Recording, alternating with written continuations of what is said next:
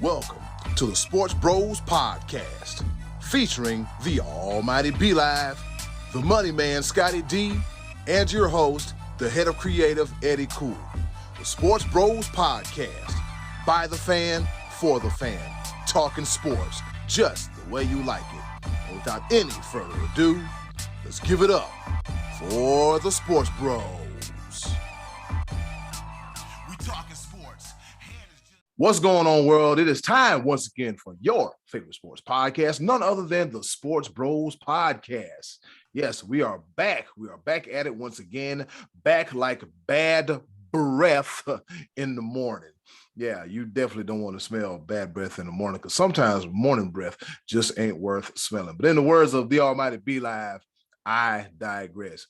Here it is, one more time, another Tuesday for you, the Sports Bros Podcast. First of all, before I go any further, to those of you that see the I-90 Sports Podcast on the Sports Bros Podcast feed, yes, it is a podcast.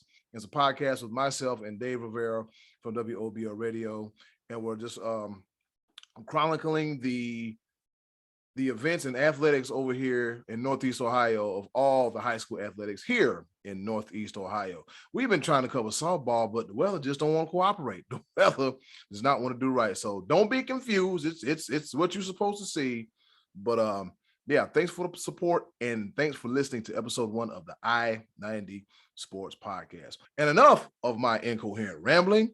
We're going to do something different for the top of the order. I'm going to introduce the one, the only, the almighty B-Live.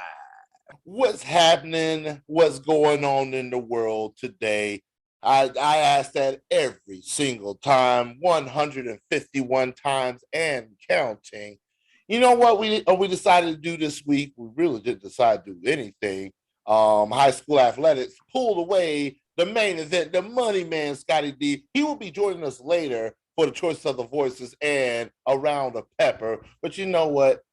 He's officiating a game. I think he's doing a scoreboard thing as the assistant athletic director of Trinity High School. You know, I'll just be giving people titles and everything. He'll be back. His unofficial official title that he refuses to admit. Come on, Scott. We know what time it is.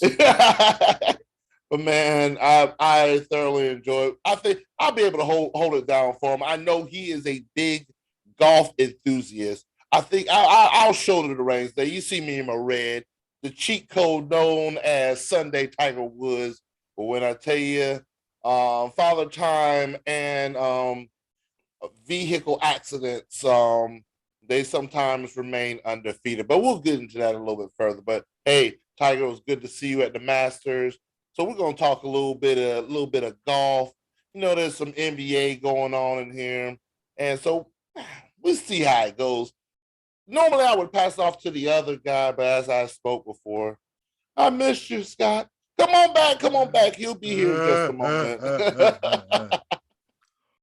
All right, let's get this thing started. Here it is, the top of the order. All right, so Eddie Cool, man, let's go ahead and jump into this. Let's say, you know, we had that big tournament in Augusta. You know, I want to talk about it. So yep. Let's go ahead and hop right into it, shall we? All right. So we had the Masters at Augusta National, a tradition unlike any other. I hope I got it right. I hope I made Scottie D proud by saying that. And we saw Tiger. There was a lot going on, and Scottie Scheffler, numero uno, the number 1 player in the world, wins the Masters. And he gets a record $2.7 million payout. Now, B-Live, I'm going to be 100% honest. Between trying to run 2 podcasts, working, and sleeping, I saw bits and pieces of the Masters. Can you fill them in like Craig David on everything that you've seen, that you saw, and your takeaways from the Masters? Well, I will be more than glad to, as long as my main job doesn't fire, brother, because I may or may not have been watching it on mute while I was working. And, you know, I said what I said because, you know what, I took care of the people. I took care of my main job. But when I tell you, I was watching every bit of the Masters because It like you say, it's a tradition unlike any other. It is a bucket list thing for me to be able to go 1 year. But man, I just knew with Tiger Woods being in the lineup, it was must see, absolutely must see. And this is one thing I want to make sure I do not want to take away from all of the great golfers that were in the tournament. It was incredible golf to be watched. If you didn't see it, check the highlights. There was so much to cover. Let's go ahead and start from the very top. Scottie Scheffler, you already said it. My man has got the green jacket, and he was not to be denied. He was the only player in the at the tournament that had a all of his rounds were under par. Everyone else had a round over par. Like, it was a very tough course. But clearly, Scottie Scheffler is the number one player in the world. He shot 69, 3 under for the first round, 67, 5 under for the second round, 71, 1 under for the third round, and 71 for the fourth round. And don't let that 71 in the fourth round get you fooled. He four putted the 18th hole. Oof. So that 71 could have easily been a 69 or a 68 if he'd have made it. It was a very long putt, but he could have easily two putted. But nerves, he knew he had it in the bag. And so, I mean, the highlights of that, Scottie Scheffler, hole number 3. I saw a chip in shot unlike any other. He was well off the green, and it wasn't too far, but what it was, Cameron Smith was on his heels. Scottie Scheffler came into the round, I believe he was either 3 up or 4 up, but after 2 holes, Cameron Smith had erased that lead, and Cameron Smith was only 1 behind them at 8 under. Scottie Scheffler was 9 under going into the third hole. They both were off the green for the third shot of a par 4. Scottie Scheffler is up first and made one of the most incredible chip shots I've ever seen. Chipping, hits the flagpole, drops right into the hole for birdie. Cameron Smith turns around, chips it, misses long, and 2 putts for a bogey. That was a 2-stroke swing, and Scottie Scheffler is back up by 3, and Cameron Smith dropped down to 5 under, and you actually saw Cameron Smith unravel. He ended up tied for third at 5 under, but that was the defining moment where Scheffler said, hold on, buddy. You're getting a little too close. I'm going to need you back up off me. Back up off me. Bag back. As they like to say on the streets, bag back. Now, get off me. Now, get off me. So, man, but Scottie Scheffler, I mean, that right there, just, he stayed the course. He didn't even have to fight off anybody. Like, he stayed the course. He was already 3 up on Cameron Smith. Cameron Smith kept falling. But you saw even roaring Rory McIlroy, who shot 7 under for the fourth round, bogey-free fourth round, which is almost impossible. I think that was the only bogey-free round in the entire Masters tournament. And man, Rory fired back. He ended up second at 7 under, but Scottie Scheffler had it in the bag at 10 under, and it should have been 12 under. But again, like I said, he 4-putted the last hole. He had it. It was already over. But I bring up Rory McIlroy because not only did he score 7 under in the last round, he was like, hold on, I heard about you at the 3, at the hole number 3, Scottie, so I got to do something even better at hole number 18. And where he was in the beach, the sand, the dirt, he was, everybody going surfing USA's in the beach. But man, 18th hole, chips it out of the sand save, and it, like, the greens at Augusta are something else. Like, let's put it this way, he chipped it about 30 feet that way. I know you can't see me point really, but over there, pretty much. Because the green was sloping, this all the way, it was a right to left slope, or an extreme right to left slope. And you saw the ball roll towards the hole. Are you kidding me? This can't be possible. It can't be happening. He holds out, sand save for birdie on the 18th hole, one of the most incredible shots I have ever seen in golf. Almost reminiscent of Tiger Woods a long time ago with the red shirt on Sunday with the fist pump when it just got that dropped right in. I can't remember what hole it was, but you know what I'm talking about. Look it up on YouTube. It's on there. But check it out. It gets even better because Colin Morikawa, he's paired up with Roy McIlroy, and he's over here like, so this is what we doing out here. We showing out. We big talk right now. So we going Nike commercial it right now. Anything you can do, I can do better. Because Colin Morikawa, he's also in the dirt, in the sand, right alongside Roy McIlroy. And he's like, I got you. You over there with the slope and the slide, and you know what? I'm going straight for the hole. He comes out of the sand, chips it into the sand, rolls right then to the hole. He also sand saves for birdie on the 18th hole. I've, again, never seen anything like it. Roy McIlroy is over there. Wow. It was amazing to see. But none of that is, I mean, that's just great golf in general. Beautiful thing to see. Scottie Scheffler's show, 100%. Tiger Woods, man. It was just, first of all, he's not supposed to be golfing. Not at all. He is not. And he's only like, what, 13, 14 months removed from a damn near catastrophic car accident that could have amputated his leg. They were calling for it. Wow. Yeah, they would. Yeah. He was supposed to lose his leg. Wow. Multiple surgeries, rehab after rehab. He shoots a tournament with his son. Feel good moment, but he's not going to compete. No, there's no way Tiger Woods is going to compete. No. Not only does Tiger Woods come back to play the Masters, he is in competitive form. He not only shoots a 71 first round, which has him in the top 10. Second round, he shot 74, but he made the cut. There's some guys out there that did not make the cut. Some big names that didn't make the cut. The likes of Bryson DeChambeau, Brooks Koepka, Xander Schauffele.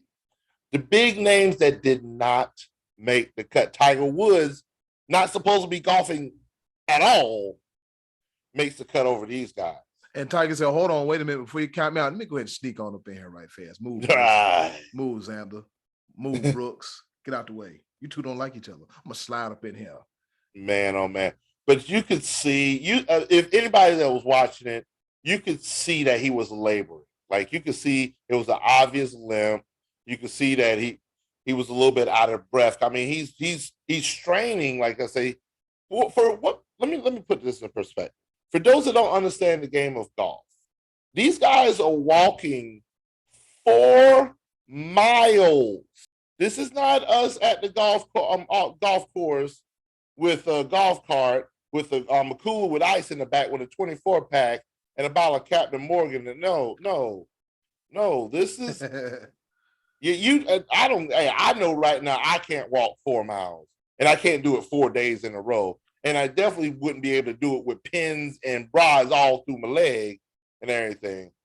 And for them to still be competitive, but you can see that it was laboring on them. He ends up shooting 71, 74, 78, 78. But he made the cut. And you know what that means when you make the cut in golf? You get paid. So he's in the money. So hats off to Tiger Woods. He says he will return. He looks like he's going to do just a majors only thing, which I think what Tiger Woods has done for the sport of golf, he is absolutely entitled to do so. And the golf world will love him for it. He is paid every bit of his dues. Do I think he'll catch Jack Nicklaus? I really don't think so. I think that time has passed just because it's a lot of wear and tear on the body. But we'll see at the U.S. Open. Never count Tiger Woods out. But at the end of the day, the green jacket belongs to Scottie Scheffler. And just to throw something out there, Scottie Scheffler has already won 4 tournaments this year. It's only April, by the way, and has already put over $10 million in the bank account already in this August. We have, April, and we got way more golf to go. So, kids, parents, man, you might want to teach your kids how to golf because there is a lot of money in the golf game. Yeah, either one or two things. Either teach them how to be a left-handed pitcher because, you know, that's a hot commodity, or a golfer. All right, real quick, be like stats. And according to CBS Golf on Twitter, they said the world's #1 golfers to win the Masters: 1991, Ian Woosnam. 1992, Fred Couples. Tiger Woods did it in 2001 and 2002. Dustin Johnson from your CCU, Coastal Carolina Chanticleers, he won in 2020. And Scottie Scheffler, he also won it in 2022. All right. Also, from PGA Tour Communications, as you can see, if you're watching, which you should, subscribe to the YouTube channel and quit playing. Players to win 4 times in a PGA Tour season, including a major and a World Golf Championships event. Tiger Woods in the years of 99, 2000, 01, 02, 05, 2006, 2007, 2008, and Scottie Scheffler, he did it in 21 and 22. Final statistic for you here, one more time from Golf on CBS. Players to win the Masters at 25 years of age or younger: Tiger Woods, Jordan Spieth, Seve Ballesteros, Jack Nicklaus, Byron Nelson, Gary Player, Horton Smith, and of course, Scottie Scheffler. I'll tell you what, Scott, like you said, Be Live, I was able to watch a few highlights, and from what I read and what I saw, he was a cut above the rest, man. He was definitely a cut above the rest. And we've always kind of, throughout the past year, just kind of watching, okay, well, who's going to be next? Who's going to be next? We would have our Tony Finau watch. All right. And if Tony Finau wasn't going to do nothing, we would see if, Brooks or Bryson was going to do something, right? Because as Mike Greenberg said, there's nothing more golf than a battle between a guy named Brooks and a guy named Bryson. One of the best comments ever. And we also see what, Xander Schauffele, see what he's doing. But you know what? You just can't count Scottie Scheffler out, man. The chef. Can we have a new chef cooking? Man, like I said, seeing him in the past few events has been wonderful, wonderful for golf. I need to pull this up real quick because also there was a Harold Varner III signing, and I want to see because I knew that if he got at least in 12th place, he would earn a right to come back to the Masters next year. I want to go ahead and pull this up because I just like having that in front of me. He ended up tied for 23rd. He had his third round, 8 over 80 took him a little bit out of contention, but I'm rooting for Harold Varner III because I like to see representation. Mm-hmm. I said what I said. I love how the golf world has embraced Tiger Woods. Before Tiger Woods, there was Vijay Singh. I just like the representation. Mm-hmm. At the end of the day, Harold Varner III, he had a credible showing. I believe it was in Saudi Arabia that earned him the chance to play at the Masters. He makes the cut. He's tied for 23rd. And I think he's going to be very competitive. I think he's going to do very well in the PGA Tour. So I'm wishing him very well throughout. But man, what a showing. I love the Masters. And it just, the Masters tells us it's springtime. Yep. It really does. Other people say it's baseball that does that. For me, it's the Masters. Yeah. Oh, I love it. I absolutely love it. There's something else in the air around this time as well. This is also just a very good time for sports in general. Yes, very good time.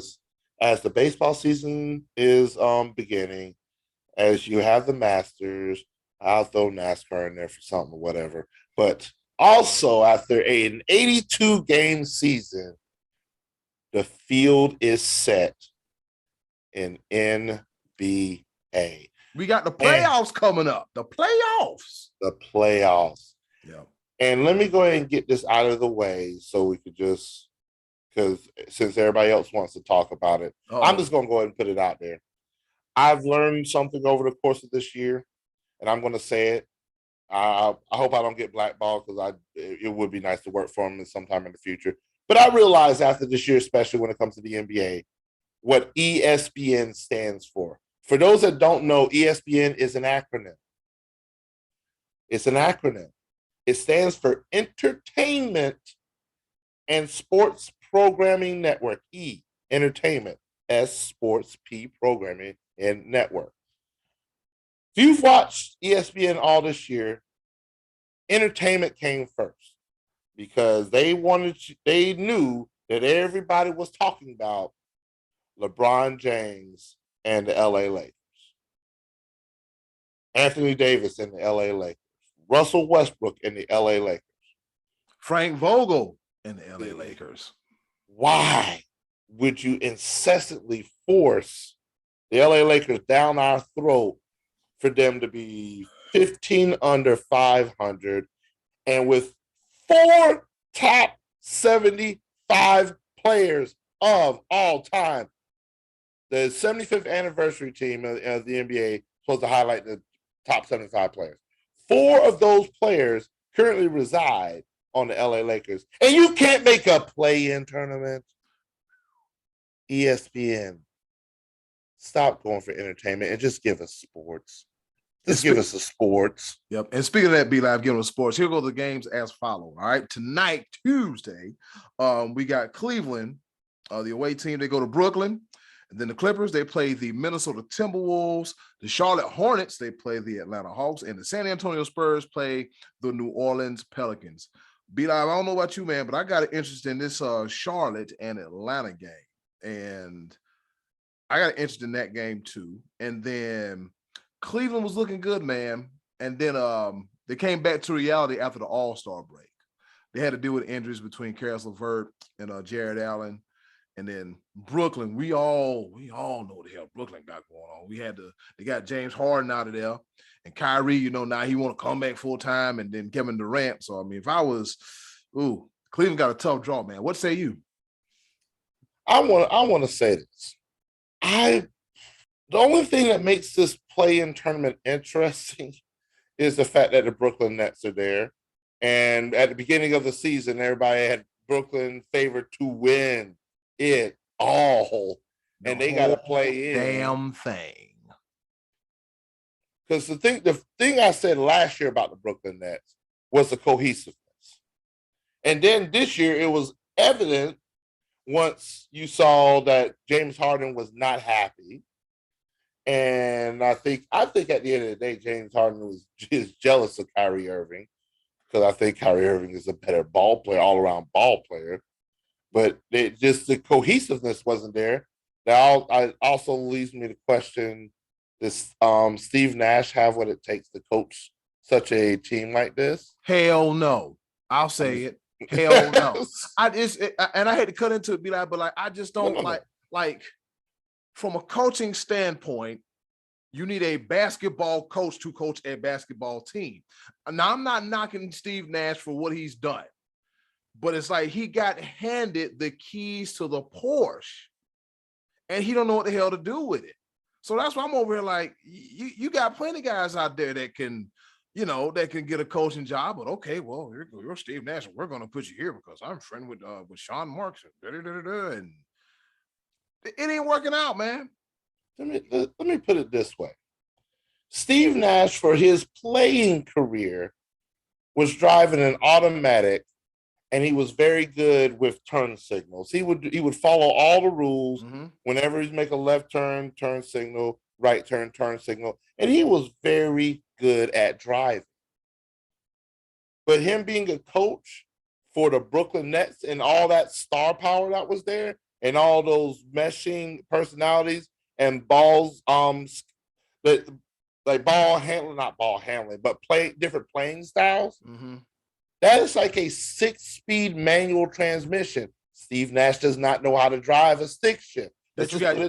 that you got to change quick. You got to change it quick. Yeah, you got to change it quick. That's script the gears. You got to change it fast. That's exactly what happened. And I'm telling you, Vegas is silly. We've seen Kevin Durant score 55 points and lose. We've seen Kevin Durant and Kyrie Irving score a combined 80 points and lose. It's not. Thank you, basketball, for finally getting it back to where it's supposed to be. It's not about super teams. It's about team ball. Yep. Look at Milwaukee. Milwaukee is not. They're not saying that. Yes, technically you might say they have a big three for marketing's sake. No, it's Giannis, Chris Middleton, Drew Holiday. I mean, those are not necessarily Giannis, yes, is a household name, multiple time MVP, and just all Greek everything. He is the Greek freak for a reason. But man, that's the teams I like to see. I like to see the teams of like Miami with your Jimmy Butlers, Tyler Hero, and they're just playing all around the team ball and smash mouth basketball. Them boys would D up anything and anyone. I like to see the likes of what Phoenix is doing. Phoenix doesn't have stars. They have a team. Chris Paul missed games left and right, and they still won. They're the number one seed in the Western Conference. All right, and by far, by far, wasn't even close. And you just saw like it is team ball. DeAndre Ayton doing his thing, big man underneath. Don't need no 3-pointer shooting guy all the time. But you got Devin Booker for that. It's team ball. I'm waiting on the day we finally get away from this big three silliness. And the thing about this, it's not even Golden State's fault. Golden State drafted well. Yeah. And so their big three, which I don't know if the Splash Brothers are really the Splash Brothers anymore. And them injuries, we'll hope Steph Curry should be returning. So, but we'll see about that. But I don't see Brooklyn making it out. But you know what? I'm gonna add a little controversy to it real quick. If it were to happen, I would love to see, because the only way they could meet is in the Eastern Conference Finals. I would love to see Brooklyn and Toronto make it to the Eastern Conference Finals. You know why? Why is that? Because Kyrie Irving can't play in Canada. It's not gonna happen. That's not gonna happen, but yeah. That would just be hilarious. Wow. all this stuff that's going on, but yeah, COVID, they're still very serious about it in Canada. You have to be fully vaccinated to travel to Canada. There's no half stepping about it, but that it is what it is. But honestly, I want to just spark up like Charlotte can't stop anybody on defense. They're the number one scoring offensive team, but they can't stop a nosebleed on defense. It's gonna be fun. I'm a Charlotte Hornets fan, but I don't think either one of these teams has what it takes to do anything moving forward. I mean, you got Miami, you've got Milwaukee, you've got the likes of Chicago. Chicago, they got a few injuries they're dealing with. 76ers, they could do a little bit of damage as well. But yeah, I really think it's going to be the difference of Miami. I think it's going to be Miami, Milwaukee in the Eastern Conference. Western Conference, unless something fluky happens, I would love to see Phoenix and Memphis in the Western Conference final. I just like what Ja Morant is doing. I just like what again, there's no big three in Memphis. Ja Morant is just Ja Morant. Just dunking on everybody, busting up everybody. You don't care. No. But I just like the way they've been playing this year. And I hope it culminates to just a wonderful, small market NBA semifinals, Western Conference Final, Eastern Conference Final. the small markets are just doing beautiful things, and I love it. I love it. I don't need star power from Brooklyn or LA. Not even the Clippers. The Clippers have just been miraculous because of the fact they haven't had Kawhi all year. Paul George has been out for the majority of the season. They still make it into the play-in game, where I'm not gonna do it. They don't get mentioned by me no more because that they didn't make it. Who? You know what I'm talking. Oh, you talking about the LAARP? Yeah, I said it. Yeah. I said it back in September when they were putting this team together. Yeah. I need that to go viral. I put that was a beautiful piece of Photoshop to put that the AARP logo in the Los Angeles. That was just beautiful. You better give me my respect. AARP, can a brother get a check? Or if I use your artwork incorrectly, then disregard my last statement. All right, cool. We are looking for sponsors. I'm just saying, if anybody wants those a couple dollars, let's make something happen. Let's talk some business. But be like, man, look, man, I'm looking at Minnesota, man. Minnesota might be doing some sneaky stuff, man, because you got Karl Anthony Towns, and then you got the young kid from Georgia. I forgot what that boy name is, but what's his name?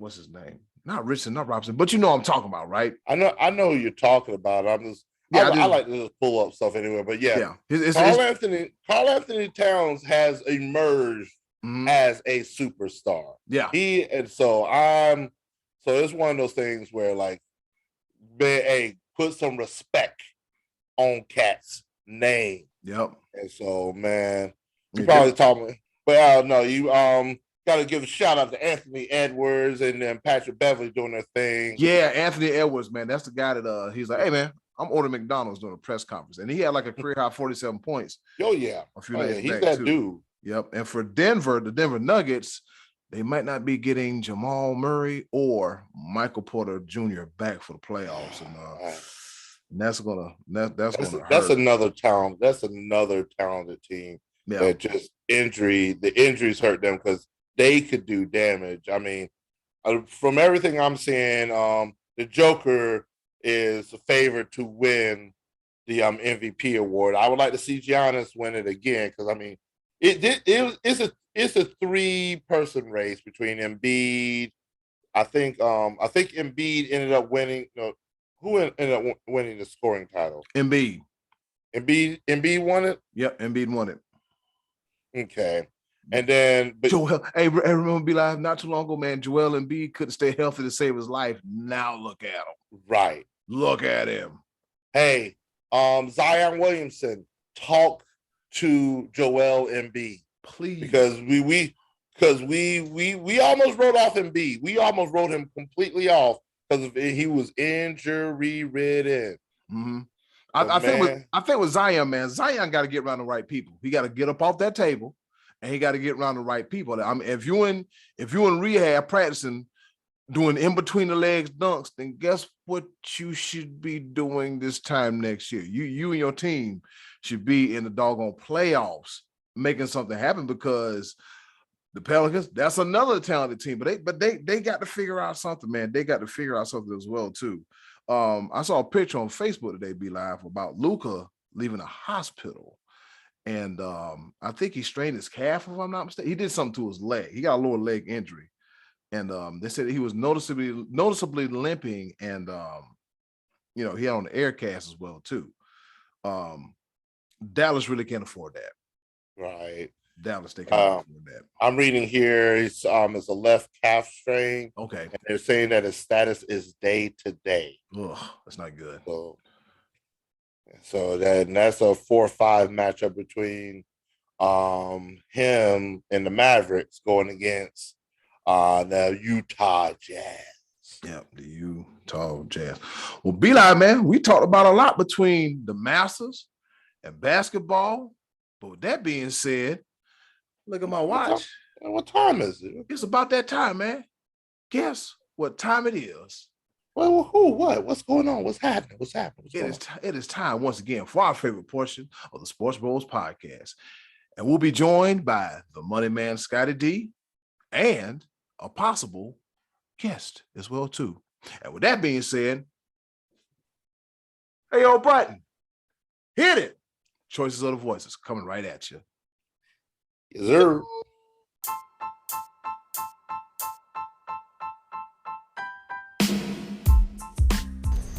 And now, our favorite part of the show, the choices of the voices.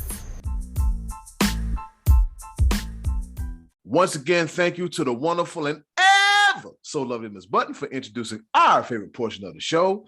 You heard the woman, 140 plus episodes. It is the one, the only choices of the voices. And this time, we're joined by, once again, Hunter Simboli, aka our Jeff Passan, our Tim Kirchin, our Buster Olney, our baseball guy, Hunter, who also has a podcast that debuts today because today is Tuesday. Hunter, tell them about the podcast right quick, brother. Yeah, so the Guardians weekly show, it actually debuted on Monday, which would be when we're recording at this very moment. But it debuted, it's on the Keon Sports YouTube channel. If you want to know more about Guardians baseball, box scores, injury reports, stat lines, I am your guy. Keon Sports YouTube channel is where you're going to hear that. Great time. I had a great time recording it the other day. A bunch of amazing stuff went on over the weekend. A bunch of football scores, bunch of regular baseball scores, but great time recording that. And hopefully, we have a good season as well. All right. Check him out. Guardians Weekly Show. And also joining us, fresh off of his duties as the assistant athletic director at the Trinity High School, the money man, Scottie D. Put me in, coach. I'm ready to play today. I'm ready, boys. I'm back in.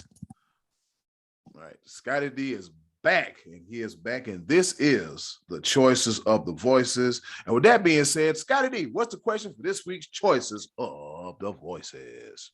Well, some of our baseball enthusiasts in the past said we don't ask enough baseball questions. So this week I did, and you didn't show up. But anyway, here was the question that I asked, and the wording of it's important because here's how I said it.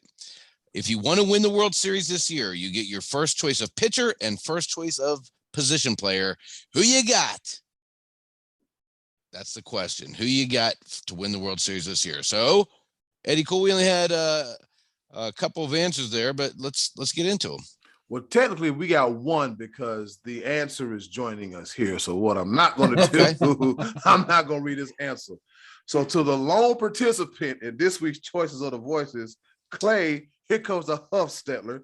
He says Fernando Tatis Jr. and Jacob deGrom. Tatis is fairly reliable in the field, hits home runs, and gets on base. And deGrom, I think it's pretty self-explanatory. He doesn't give up any runs as long as he comes back healthy this year. So one for Tatis Jr. and the other one for Jacob deGrom. Good call. Those are good answers. And I told Clay I'd give him a shout out because he's kind of a newer listener and he's a huge golf enthusiast and a former Dude Day. We used to do a Dude Day tournament together and hang out on Masters Sunday. So I know he was watching the big tournament this weekend. And so Clay, I know don't be lazy. Go out, play golf, work on your game, son. And thank you for the answers. We appreciate the because that's a pretty intelligent answer. Yep. Yeah, I never gave Clay a lot of credit for being very smart, but I'm going to give him credit for it here. Jesus. This is a pretty smart answer, so he surprised me. Outside of golf, I mean, he's actually an excellent golfer and knows the game. So but I didn't think he was that smart otherwise. So good call, Clay. Thank you for the answers, buddy. I appreciate it. Scottie, there's your shout out. Be careful what you wish for. Scottie D with the rusty butcher knife, not once but twice. See, the purpose of Choices of the Voices is to encourage our voices to answer the questions. See, this is why you only had one answer this week. I gave him credit. I said it was good. You still don't know how to post on the main page. You just be sharing with your friends, and that's why you don't even have that many friends. That's why we only got one answer. Cut it out. We have another one, and then we invited him to come on and say it live. So, Hunter, I want to hear what you got to say about this one, Hunter. Yeah, what you got, Hunter? Who you got? Hunter is Eddie Cool's friend, so we just inherited him. Fair enough. He's a part of the team. He's a part of Team Keon Sports. I had to bring him on. I had to. Little brother, I got to bring him on. Hunter, don't let them bully you, man. What say you, man? Who would you choose? One pitcher, one position player. Who you got? Well, when I think about winning the World Series, I think of two things. I think of ability and I think of longevity. So with that being said, Tatis and DeGrom, for whatever reason, sound like the worst choices. One, they do have the ability. There's no mistaking that, but they have been injury ridden the past couple of years. So with that being said, I'm going to go. So you're saying Clay's not that smart after all? Huh? No, if we're analyzing based on ability, if it's that's not what he said. Listen, if it's based on ability and they can stay healthy, I think those are two of the best choices. Absolutely. There's no denying that. Jacob deGrom is one of the best starting pitchers in the MLB, and Fernando Tatis is one of those young and bright stars that's only going to get better. His fielding's a little questionable, but the bet is what does the talking. Now, if you want my picks, I'm going to go with Vladimir Guerrero Jr. and Walker Buehler.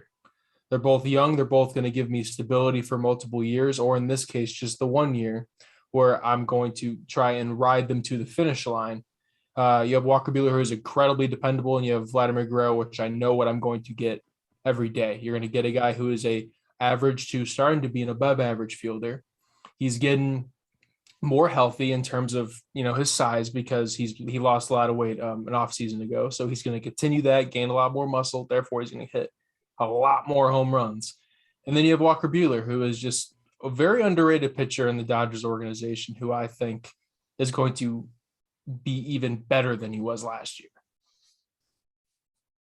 Okay. So, all right, good choice. He won the Cy Young last year, correct? Did he win the Cy Young? Man, awards are a really hairy thing for me. I never usually remember them. You know what? I think it was Corbin Burns. From the Brewers. Yeah, Corbin Burns. I think you're right. I think you're right. Okay. Well, he should have.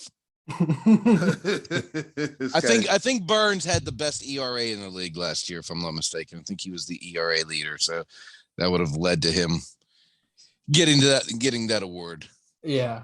I mean, at the end of the day, I think Walker Buehler is very dependable. And I was actually debating it was actually 4 players. It was position players, it was either Vlad or Juan Soto, and then for pitchers, it was actually Corbin Burns or Walker Buehler.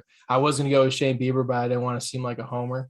So I kind of had to, even though I am a Cleveland fan, I was going to try and pick something different. Okay.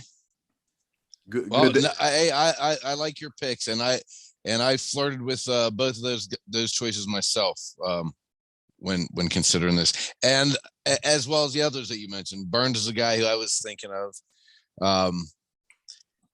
but I'll tell you, because I am not building a team for the long term, and I am saying this year, I'm sticking with Max Scherzer because I still think when healthy, that is a money pitcher. And he doesn't really, I know he had a little bit of injury hiccup last year, but he hasn't really slowed down too much. He's still giving you 8 innings, sometimes complete games that you don't get very often in the modern major league era. And, whenever the going gets tough, that's a guy that's been through many a battle. He's battle tested, and he doesn't, he's cool. He's cool as a cucumber on the mound. So I like him. And a World Series champion at one point. And I flirted with Vlad and Tatis and even Mike Trout, but I'm going with Juan Soto. And because of the way I word, I'm thinking to win the World Series. Well, Juan Soto, when he turned 21 while he was in the World Series on his birthday and hit a home run. He hit 5 in the World Series. I think he batted 270, 277 in the World Series that they won. And they won all those games on the road in the World Series. So, and he's a good young player. He's only 23, 24, I think, at this point. When was that World Series? 2019. Yeah, he might be 23. I think he'll probably turn 20, whatever. I'm not doing math right now. I'm not very smart either. Clay, if you're listening, I'm not smart either. Anyway, those are my picks.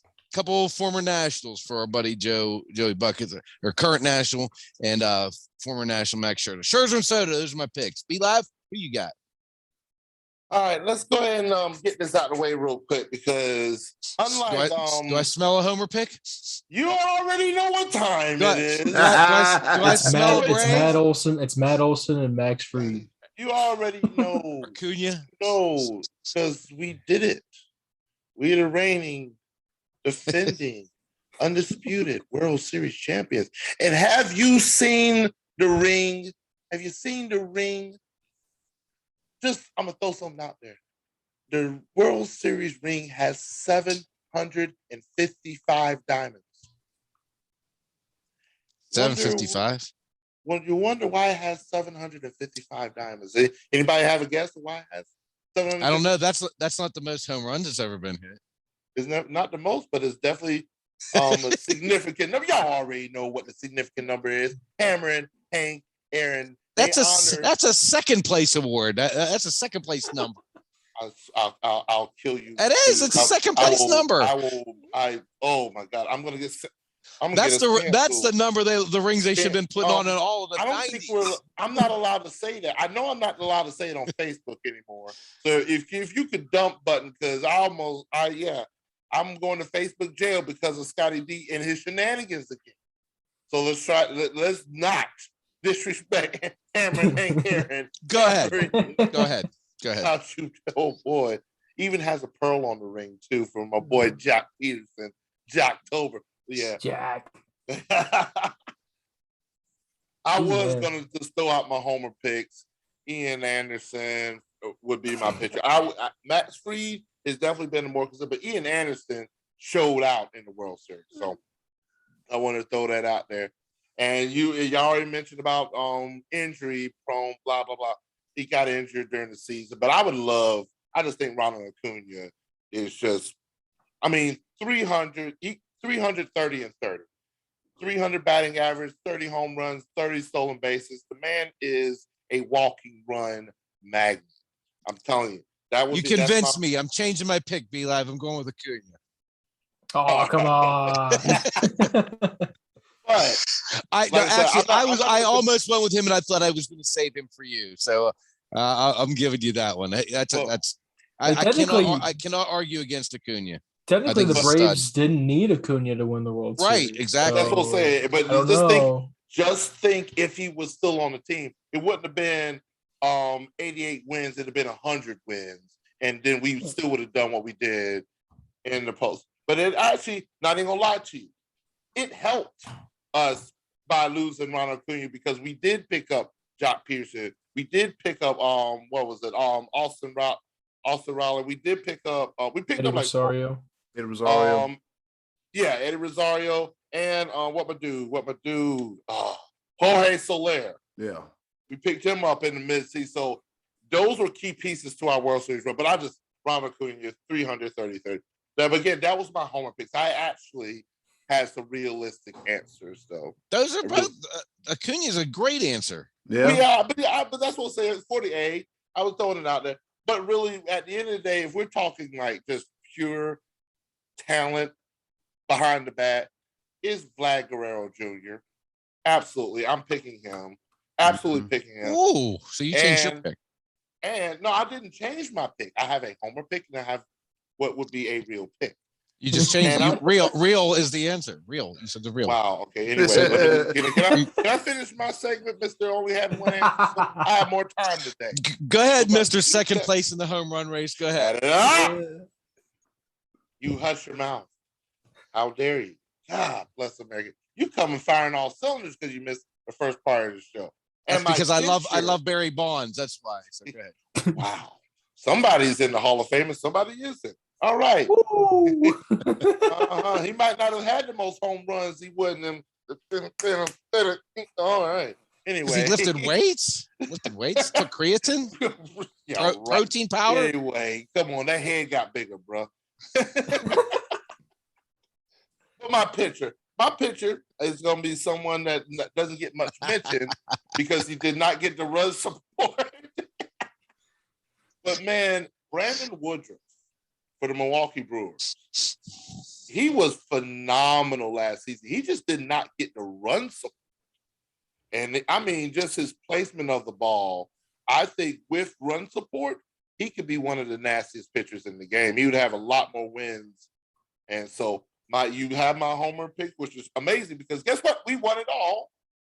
And then I got to give real talk, Vlad Guerrero Jr. I would love to see him in the Braves uniform. And Brandon Woodruff. But I like my Braves roster. going to be a good year. I believe it's going to be a good year. So there you go, sir. My choices of the voices answer. Yes, sir. All right, so that leaves me. I've thought Eddie Cool, I saw what you did there. When he said big head, you covered yours up. I saw what you did. I saw what you did. it just hit me in my chest, and I was like, you know what? I'll fix this. You thought he was coming for you. I did not even do it. Yeah, I heard you. He was like, his head got big. I was like, I'll fix that right now. Watch all this. He thought you were coming for him, B-Live, so he covered up. Oh, I heard him, bro. We're 151 episodes in, man. I ain't gonna do you like that. And for the rest of this segment, I'll be Hoodie Eddie. All right. All right. So here we go. It's my turn. I've thought long and hard about this. I was like, there's a lot of talent. There's a lot of OGs, a lot of vets, and there's a lot of young pitching. But I'm going to have to go with Jacob deGrom. Up until he got injured last year, he was lights out. He was. When you saw him on the mound, you was like, the hell with everything else. Here's a dub. His issue was run support. He could barely get any, little if any. So, he was on fire, but the bats couldn't do nothing. How about Lindor getting popped in the mouth the other night? Woo. Not that. I've met Lindor. He's a nice guy. But on the mound, I don't like him personally. You don't like? Oh boy. Here we go. Oh boy. Here we Left go. them behind for greener pastures. Yeah. Hey, I'll leave him behind right now. Okay. Listen, he can bat 230 in New York. I don't care. We have J-Ram. He's the better version of Lindor. Yeah. Fair enough. Yep. So I would select Jacob deGrom on the mound, and from a bat standpoint, I was torn between the aforementioned both fellas, Ronald Acuna Jr. and Vladimir Guerrero, because I remember when I first saw him in the home run derby, I was like, yeah, you hit that ball just like your damn daddy. You was every bit of your damn daddy. You your daddy's son. And I mean that in a good way too. So, and just like, he was a little chunky, a little thick back then, but then somebody got in his ear, hey, you lose a little bit of weight, put on some muscles, you hit that ball out the park. All right. So what's he been doing? Knocking them out the park ever since. And I think him and Bichette and Biggio and those guys, they can make Toronto somewhat a contender, but Toronto they just have to be a well-rounded team. So I'll pick Vladimir Guerrero Jr. All right. So just because he can hit the ball, he's healthy, because as we all know, the best ability is availability. Yep. So I'm going with Jacob deGrom and Vlad Guerrero Jr. Nobody picked any Pirates. I'm very disappointed in this segment. Nobody picked Brian Hayes or Brian Reynolds. Very. I think Brian Reynolds is incredibly underrated. Here's the thing. You had the moment to do that. You did. You did. You had the moment. You did. You chose not to. That's okay. I'm changing my answer again. Brian Reynolds. It is. That's my homer answer as opposed to my real answer. Well, hey, my homer answer made it and won the World Series, so that's why I had a homer pick, because I can. Because hey, this season ain't over yet, buddy. You wait and watch them Buccos in Bucktober this year. I look at it this way: until the end of October, beginning of November, my team, they're champions until the next team rises up, or it could be a repeat. I like my squad. I like my roster. I actually do too. I like the Braves this year. Yep, the Braves look pretty good. So shout out to B-Live, Scottie D, Hunter, and what was the other guy's name? Clay. There we go. I'm sorry. Clay. Here come the Hustetler with their participation in this week's Choices of the Voices. All right, now I know we kind of ended the baseball segment abruptly. Scottie D wanted to make World Series picks. So are we ready, fellas? Can we make some World Series picks right fast? Are we prepared, unprepared, kind of, sort of, not really? Yes, no, maybe so. Eddie Cooper over here throwing curveballs and breaking balls. I can think of something real quick. I'll think of a knee buckler. Hey! Look, I just pulled a tip. Wow! Hey! You didn't see my dude get knocked. Who was it that got pitched directly on the kneecap? I saw it. I don't remember who it was, but that looked like it hurt. He was crawling. Somebody he took a pitch to the not you have the knee, you have the fat around the knee, and then you got pure kneecap. All met kneecap. I'll have to look it up, but he said he got a knee buckler. I'll give you my World Series picks. Okay. I have to pick the Dodgers because I really don't have a choice otherwise, because their lineup is the most stacked lineup I think I've ever seen in my life. So I kind of am going to have to pick them out of the National League, and I kind of like Toronto in the American League. So that's my pick. Dodgers over Blue Jays in World Series. Hunter, what do you got? That was my exact answer. But, I really honestly, if I'm thinking about it, the Dodgers, I think, are obviously shooing in the NL.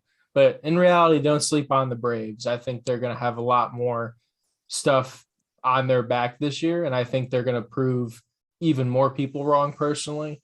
And then in the AL side, I was debating between Toronto or Tampa, just because Tampa, they always seem to find themselves close. But I hate to have the same answer as you, but I had to have to go with Toronto. That's their fine. Offense is too good. Let me ask you, what do we think about the White Sox this year? Are they in the conversation? Because last year they looked awfully good, and then playoffs. I think they got knocked out in the first round last year.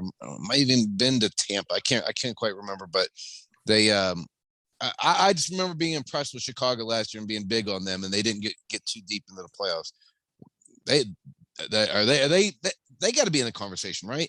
Yeah, I would think so. The one thing I'm worried about with them is their bullpen. It's getting pretty low, and I think also Lucas Giolito and another one of their starters went down. It was on the news today, so I wasn't sure if it was today or yesterday. They were shut down for at least a week, but they both got injuries. So I don't know how healthy they're going to be, but I know their bullpen needs some help. Whenever the trade deadline does come, I think they're going to look for a really big bullpen piece.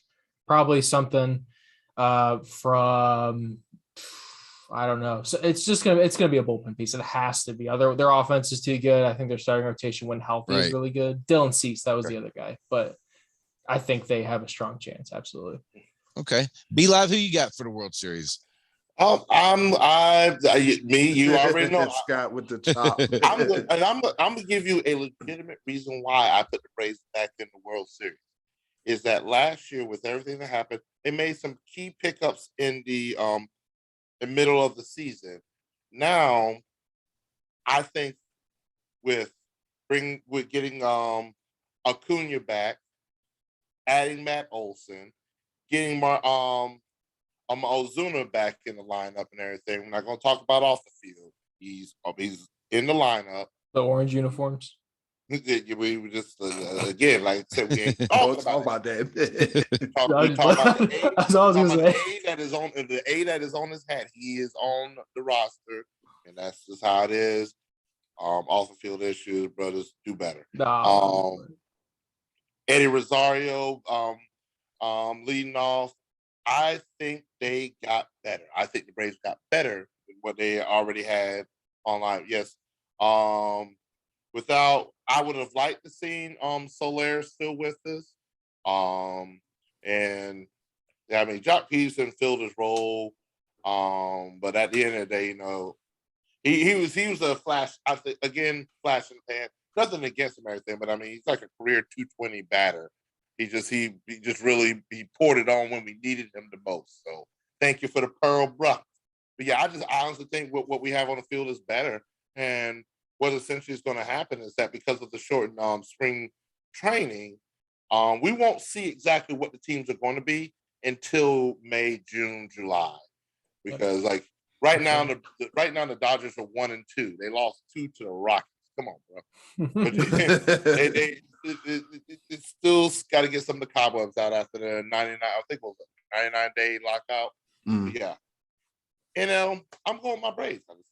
I think somehow, some way, the youth, the talent that Atlanta will oversee what the Dodgers have. Dodgers up and down, but I think, hey, we shall see. NL, I've got to go with Tampa Bay. I got to go with the Rays. I just think that there's something in the water down in Tampa Bay. We're not going to talk about that 15 named quarterback down there that actually doesn't want to be there. but I'll talk about that later. But the Tampa Bay Rays, I think Tampa Bay has what it takes. A lot of people that put their names in the hat when it comes to the Toronto Blue Jays. I'm actually, you know what? Hunter, maybe you could answer this for me. With Toronto and with Canada, with all of their is the majority of MLB vaccinated at this point? Are there any names still that would be affected by traveling to Toronto during the season? I think the big guy that I'm thinking of off the top of my head is Aaron Judge. Yeah. Mike Trout is another one. I don't know in terms of COVID regulations on what that whole deal is. I know there was something in New York where they still, like, you had to be vaccinated to do something of the other and they couldn't travel. Something of the other, some very weird news that I'm not familiar with at all, so I probably shouldn't comment on it. But I just know in Canada you can't go to Canada unless you're fully vaccinated. Yeah, that might be something of what it was. I think that's being lifted here soon. I know something was lifted in New York with that, which is why there was a joke around that Aaron Judge couldn't even play at home for half of his games. Right. That's lifted. That did get changed. Yeah. And, as the numbers are leveling off, and I know Fauci said there might be another surge coming, but these newer variants are showing to not be as lethal as the first year of the pandemic. I would expect that's not going to be a factor later in the year. Yeah, that's just a guess on my part too, but it seems like we're trending that way. Like Hunter's saying, he's expecting that probably will be lifted too. So I don't know. I noticed. I was just thinking of that just in terms of teams traveling to Toronto. That could be a factor in the games that they play at home.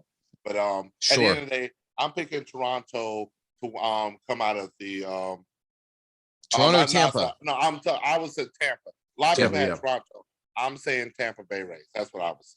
That's where I was at. But that's my World Series. Atlanta Braves repeat. Man, I'm gonna post a video of the ring. Kiss the ring. Can't wait. Eddie, who you got? All right, so here we go. I would like to see Toronto in the World Series, some Canadian representation, because it's long overdue. Something got to give for the country of Canada. Somebody got to win a Stanley Cup or a World Series or something, because it's long overdue. No, they don't. But okay, gotcha. No, they don't. They do not need to win a Stanley Cup. All right, and if it's not them, I would love to see Tampa Bay, because you just can't count Tampa Bay out. Even in that tough AL East with everybody in there, you cannot count Tampa Bay out, none whatsoever. The Braves have gotten better with the addition of Kenley Jensen, and you can't forget Matt Olson, who was paid is early in the season, but from the looks of it, that trade and that signing is paying huge dividends early and often. But then over there on the West Coast, you can't forget about the Dodgers, and the Dodgers fully loaded, reloaded. You can't put anything past them. And be live. I can no longer call Clayton Kershaw a bum because he got a ring. There's a story behind that. We'll say that for another day. He got a ring in what? Clayton Kershaw? Well, yeah. He had a World Series ring. Yeah, I knew he had a. That doesn't mean he's not still a bum. Well, he got one, but he wasn't the deciding factor of them winning one. He's a bum in the playoffs. I'll say that's right. He's a bum. I was gonna say no. Let's say keep that same energy, Playboy. He's a capital B-U-M. Be live. You remember that we was in California and we was sitting there watching the World Series? Watch this joke right here. Boom. Bum. Look at him. He's a bum. I was letting him have it. So if the bum can get out his own way, I think I see the Dodgers and the Rays in the World Series. We all mentioned the same four teams. That's pretty actually I don't know if it's good or bad, but it's something. I'm changing mine to the Yankees and Pirates. Damn it, Oh, don't Scott. do that. Oh, don't do that. Stop it with the madness. Damn it, I'm Scott. changing. What the hell happened, Scott? Your guy signed a big contract and it jams his thumb. What's going on? Yeah, Key Brian Hayes was the first Pirate to get like a big contract in like 100 years, and I think his arm cramped up from signing it because he had like forearm spasms and was out in the first inning of the first game of the year. But no. he did come back and play in the second game. So Lord have mercy. Scotty D, what's on tap? What's on tap next week for choices of the voices? All right, because we made people think this week they couldn't handle it, I'm going to simplify next week. It's going to be either or. It's either or. What are you more excited about coming up? The NBA playoffs or the NHL playoffs? Very simple. Either or. I've got plenty of thoughts on this stuff, actually. And that'll give us something to talk about next week. NBA playoffs are starting this week, I believe. And NHL's got to be, like 2 weeks away, I think? Yep. 2 weeks away. Yep. All right. With that being said, it's been another edition of the Choice of the Voices. Check out Hunter's podcast, Guardians Weekly Show, coming at you on the Keon Sports YouTube channel. Wherever you can find it, it's going to be on there. And that's been another edition of the Choices of the Voices.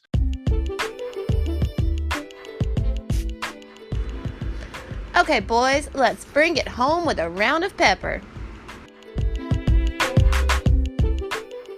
Well, you heard what the woman said. It's time for us to go home and get the hell up out of here. I don't know why I'm laughing, but I'm laughing. With that being said, it's time for another edition of Pepper. You know how we do it. 3 topics, rapid fire style, kind of, sort of, not really. Here to engage, enlighten, educate, and entertain.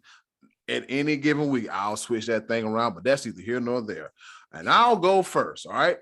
On this day in history, back in 1940, the NFL cuts the clipping penalty from 25 yards to 15 yards. Good God. Clipping was 25 yards? It was yes.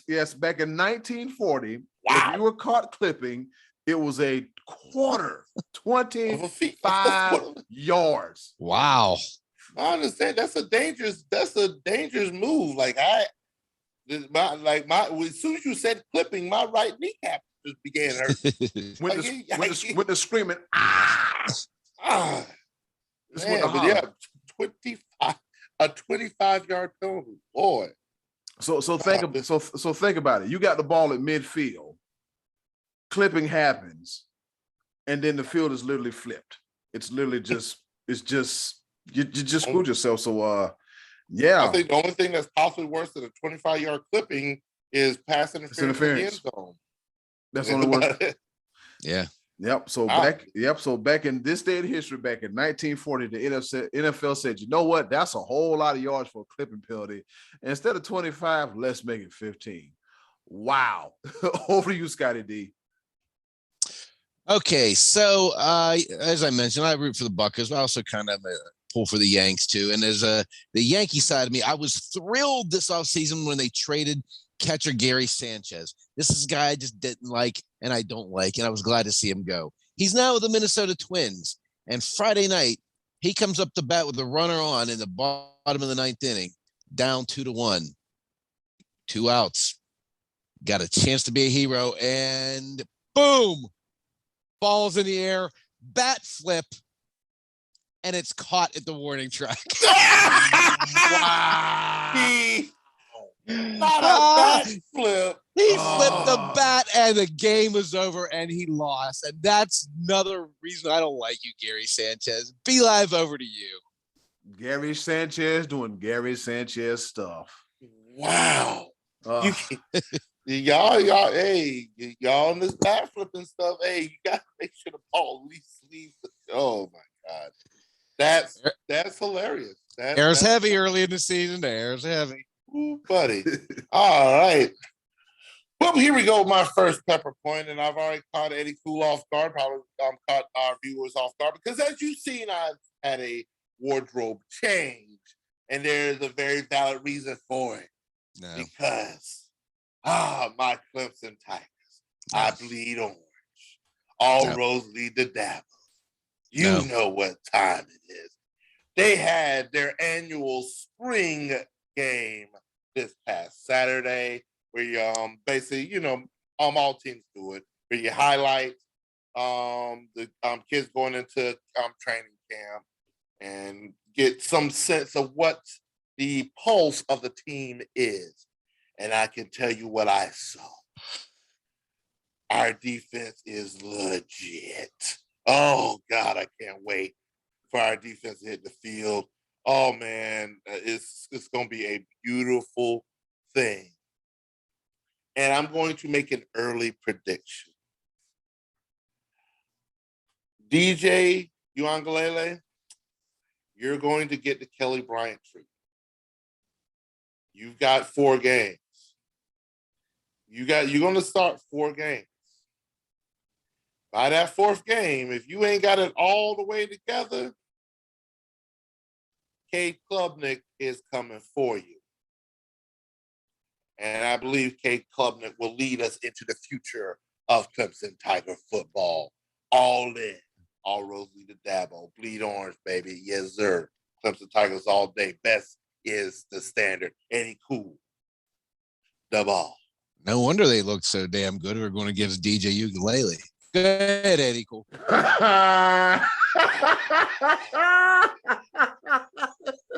It looked good against him. Just because you lost Kenny Smallhands Pickett, don't be mad. Don't be mad, because it's going to be short-lived. Clemson's going to come back and rise back up to the top. Be careful. Small hands might be our quarterback. Hey, Carolina, go get a lineman. Go get a lineman. Please. Damn quarterback. Go get a damn lineman. I kid you not. I had a nightmare last night. Oh God! Where we had a fever dream. Yeah, I was like, please, no, don't. That would be sweet irony. Kenny Pickett for the 6th pick in the first round. Just don't. Oh, no. Don't. Please let that happen. That would be sweet irony. Eddie Cool, give me a pepper plate. All right, we went from a Panther to a Tiger to another set of Tigers that made the news. All right, so I don't know if y'all been paying attention, but new Grambling State women's coach Chelsea Lucas said, "You know what? Out with the old and in with the new." According to reports, she cut the whole damn women's volleyball team. Now, NCAA regulations, I'm reading an article on ESPN, give you verbatim.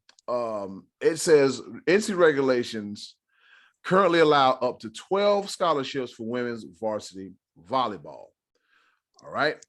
And then it says the move has drawn criticism from spurns to the athletes and their families, but has been defended by athletic director Travian Scott, who also sought to refute the reports that Lucas had cut the entire team. If she didn't cut the entire team, how in the hell did this slip out to the media? That's what I'm trying to figure out. Well, she did it. No, she didn't. In the words of B-Live, somebody lying. Just I say, somebody lying. So it's a whole lot of missing parts. And they said if you go to the website page to look for the Grambling ladies volleyball team, it shows a 404 error message stating that the page you're looking for no longer exists. Once again, somebody lying. Okay, it didn't happen. It did happen. If you go to the page, it says 404, something happened. So I don't know what's going on down there, but Grambling, you got to get it together. You got to put a team on the floor. I'm pretty sure Coach Lucas, yes, Chelsea, what's her name? Yes, Chelsea Lucas probably got some people she want to bring in, but this is not a good look. Like I say, there's nothing wrong with out with the old and in with the new, but like this, so sloppy. Do better. Over to you, Scottie D. All right, so this past Saturday night, the UFC had a fight of the year contender emerge. Lately in the UFC, there seems to be a little bit of a surge from the Russian fighters. They are an uprising, if you will. And one of these guys is Islam Makhachev, who is fighting in the welterweight division. And he came into the UFC Saturday night, ranked 11th, taking on Gilbert Burns, who was ranked number 2. Gilbert Burns fought Kamaru Usman for the title last summer, I believe it was, and came up short. But this is, guys, a no joke. And Makhachev was a heavy favorite in this fight. He was easily the money, where all the money went. Well, he ran into one against Gilbert Burns, boy, and he did come away with a decision, a 29-28 decision. I think it was on all the cards. I'm not so certain about that third round, but man, these boys went at it big time on Saturday night. Man, it was one of these ones where when they got into the cage, I thought Makhachev was going to wear this guy out, as good as Burns is. But man, much credit to Gilbert Burns for an incredible fight. Love to see that one again. And in the main event, Alexander Volkanovski defended the featherweight title against the Korean Zombie, and this thing was never close. He just beat him down to the point that when they started the fourth round, Herb Dean had a doctor come in, and they said, "Do you want to keep fighting?" The Zombie said, "Yeah." And then when they got face to face, Volkanovski said, "Are you sure?" And he said, "Yeah." And Volkanovski, to his credit, he admitted after the fight, "I didn't even really want to hit him that much. I hit him when I wanted to."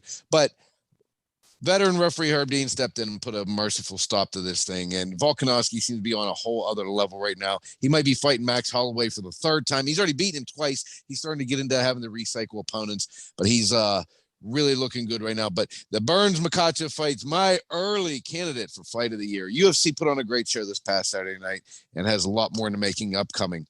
Be live. Over to you. Yes, sir. So,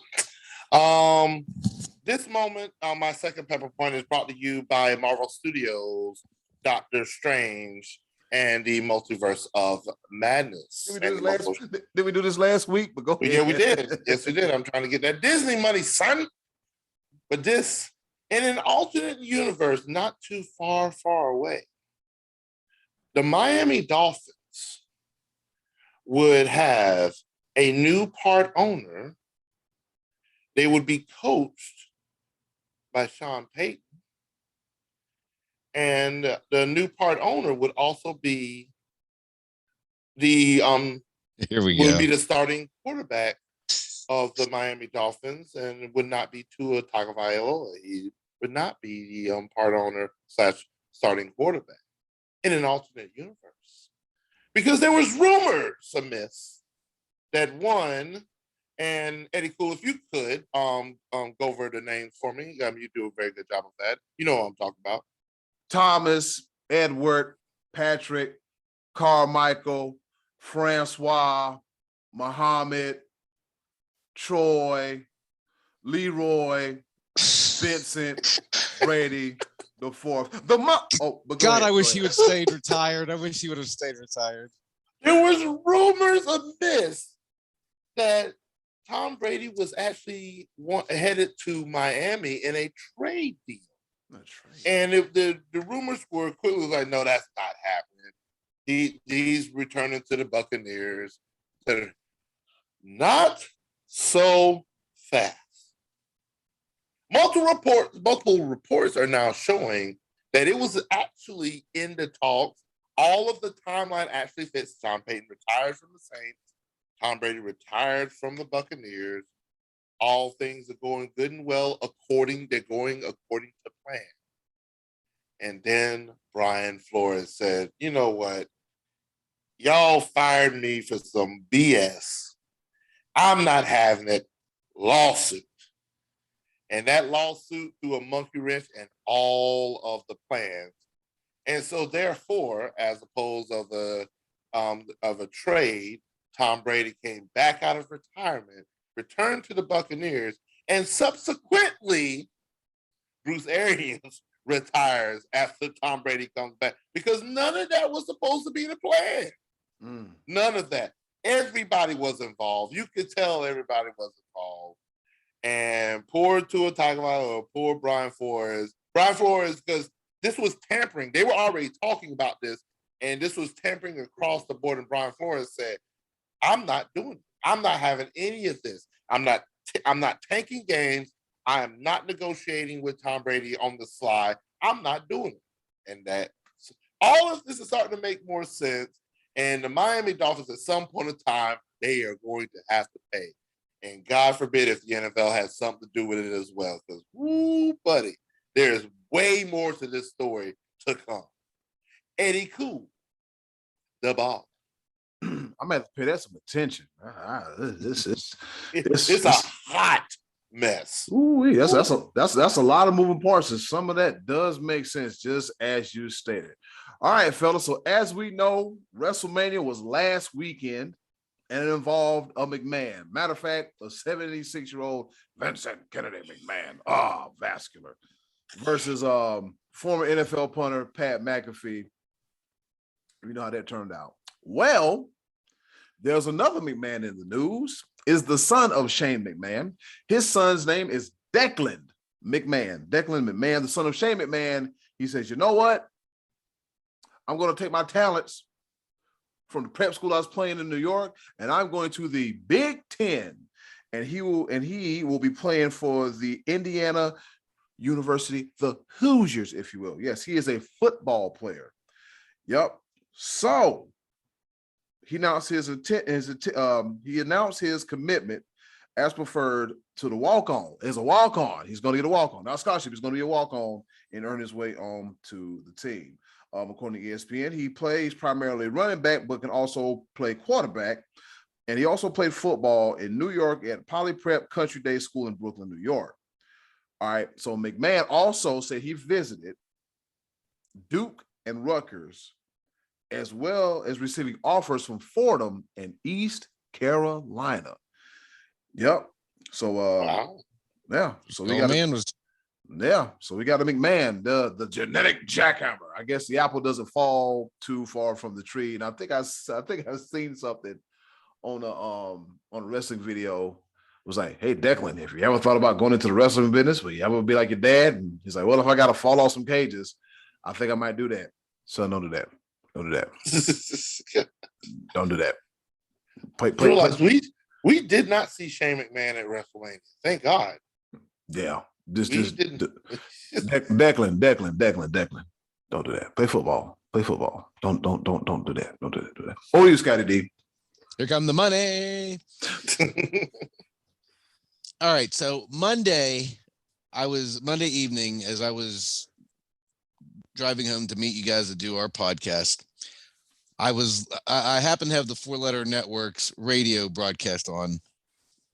Sarah Spain was doing her radio show, and Spain and Fitz, I think, is her show.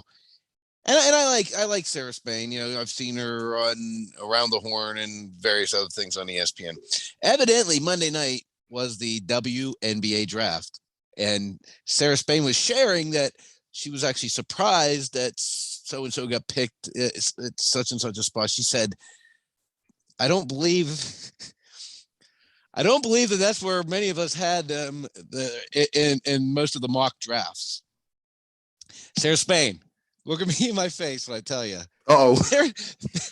There's no mock drafts for the WNBA, babe. There's about 75 a day on the 4-Letter Network for the NFL, but there's no mock drafts for the WNBA. I almost wrecked. You guys are lucky to have me. That's really all I got to say. I just nobody's doing mock-ups. There will be a day and a time that there will be equal analysis for the WNBA and the NBA. That's never going to happen. Equality amongst all. It's never going to happen. We're going to try. We're going to try very hard. 0% chance that ever happens. So we're going to try. Oh my goodness! God, I'm sorry, ladies. I'm sorry. I was being mean there. I'm sorry. Be Live. I love the WNBA. I'm a huge fan. Okay, you're just taking it too far at this point. Lord Jesus, we all know. Hey, my girl from South Carolina got picked, so I'm cool with that. Oh man, going to the Fever. We're big supporters. We're big supporters. It's one of those things, as Scottie D alludes to. Some things are just seasonal. We're just not equipped to watch basketball in the summertime. It's just written, and we try to. ESPN like football in the spring, kind of like. Yeah, I'm with you on that. We're gonna try. I'm giving you that. I am going to watch. I'm going to try my best to watch, but I'm not equipped. I tried. I'm going to try.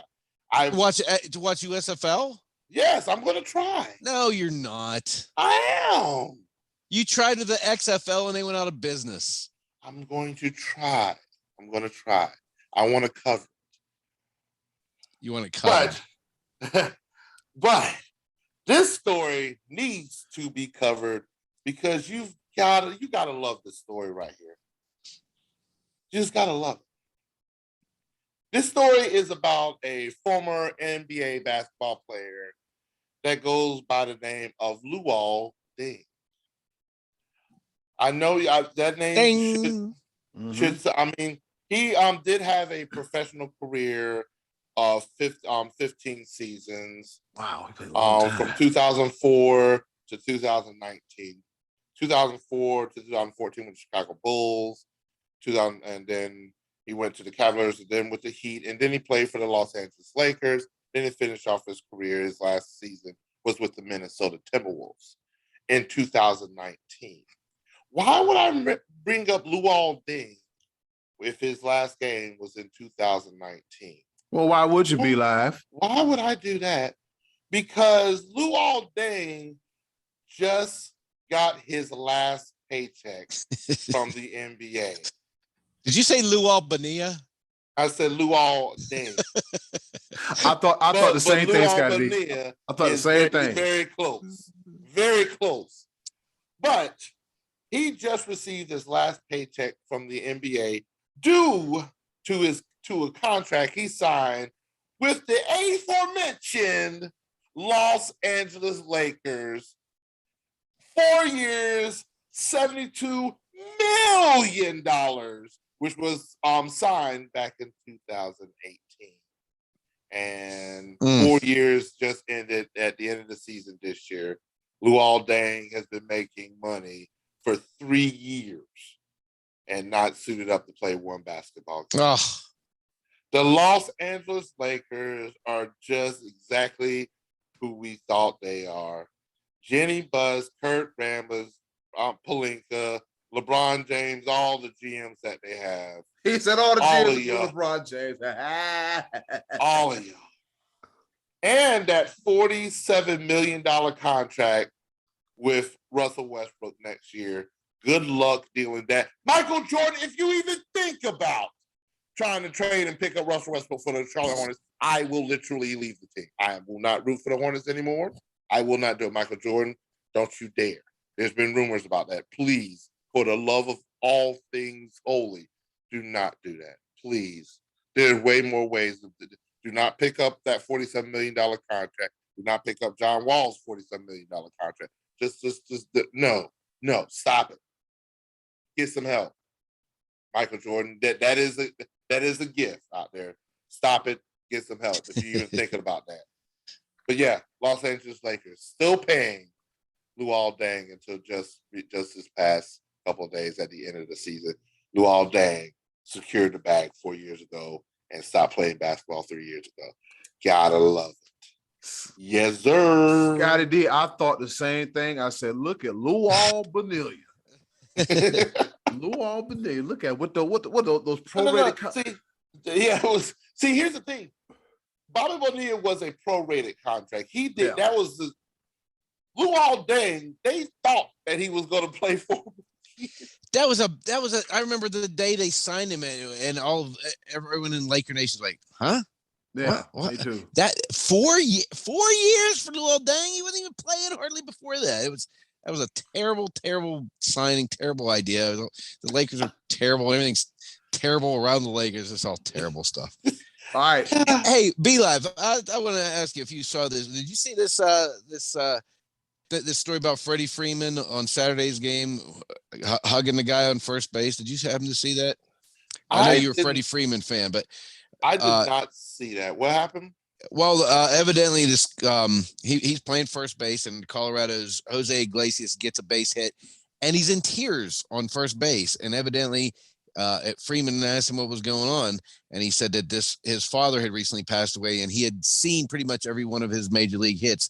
This is like the first time he'd gotten a hit without his father. Ooh. And Freddie gave him a little kind of a little embrace. Obviously not like breakdown, but it was just a cool little human moment they had at first base there, and showed like a little human side of Freddie Freeman. It was very, very touching, but it was a very nice little moment. And also, we probably wouldn't say condolences to the family of Dwayne Haskins. Yes. What was going on there, we don't know yet. Why the young man was out on the highway at that time of morning, and it doesn't matter. It was a tragic ending, and hated to see that happen. 24 years old, man. 24 years old. So rest in peace, Dwayne Haskins. So young.